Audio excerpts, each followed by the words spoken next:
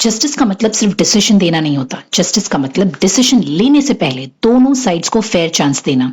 और इसी प्रिंसिपल को लॉ की लैंग्वेज में कहते हैं ऑडी ऑल्ट्रम पार्टम। Here, the other side. Hey everyone, this is Advocate Farheen Ansari and welcome back to the channel. आज से हम स्टार्ट करने वाले एक फ्रेश सीरीज जहां हम इंपॉर्टेंट लीगल मैगजीन्स को सिंपल लैंग्वेज, प्रैक्टिकल एग्जांपल्स और रियल लाइफ एप्लीकेशन के साथ समझेंगे। लॉ सिर्फ कोड्स और बुक्स तक लिमिटेड नहीं होता। लॉ हमारे डेली लाइफ में, कॉलेज में, ऑफिस में, बिजनेस में, सोशल मीडिया, हर जगह अप्लाई होता है। So let's get quickly started to understand today's magazine ऑडी ऑल्ट्रम पार्टम। इसका सिंपल मीनिंग है no person should be condemned unheard. मतलब किसी भी पर्सन के अगेंस्ट एडवर्स डिसीजन लेने से पहले उसको अपनी साइड रखने का फेयर चांस मिलना चाहिए।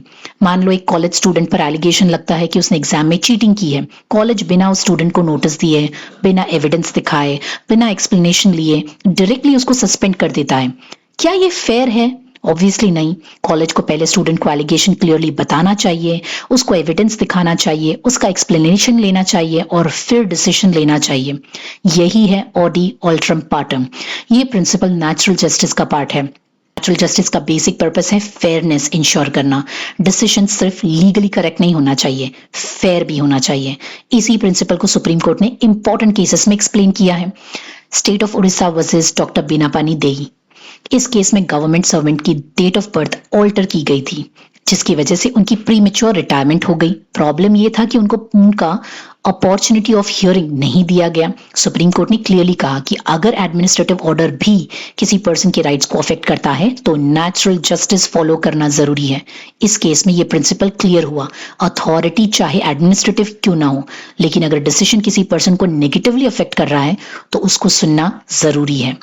Manika Gandhi versus union of India. इस केस में मनिका गांधी का पासपोर्ट इंपाउंड कर दिया गया था, लेकिन उनको प्रॉपर हियरिंग का अपॉर्चुनिटी नहीं दिया। सुप्रीम कोर्ट ने आर्टिकल 21 के स्कोप को एक्सपांड करते हुए कहा कि procedure must be fair, just and reasonable. यहाँ कोर्ट ने नेचुरल जस्टिस को आर्टिकल 21 के साथ कनेक्ट किया। सिंपल वर्ड्स में, अगर स्टेट किसी पर्सन की पर्सनल लिबर्टी अफेक्ट कर रही है तो प्रोसीजर आर्बिट्री नहीं हो सकता।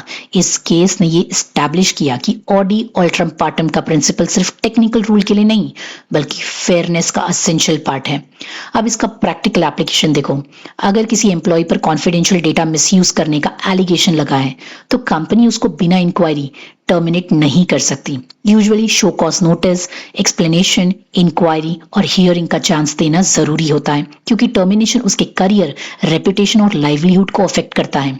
ऑडी ऑल्ट्रम पार्टम के बेसिक एलिमेंट्स है पर्सन को क्लियर नोटिस मिलनी चाहिए, एलिगेशन क्लियरली बताना चाहिए, एविडेंस प्रॉपरली दिखाया जाना चाहिए, रिप्लाई एंड हियरिंग का फेयर चांस मिलना चाहिए और अथॉरिटी उस एक्सप्लेनेशन को जेन्युइनली कंसिडर करना चाहिए। लेकिन क्या हर केस में हियरिंग पहले ही मैंडेटरी देना होता है? जनरली हाँ, बट अर्जेंट केसेस में जैसे नेशनल सिक्योरिटी, पब्लिक सेफ्टी या पब्लिक हेल्थ रिस्क में अथॉरिटी पहले इमीडिएट एक्शन लेती है, फिर नोटिस देती है।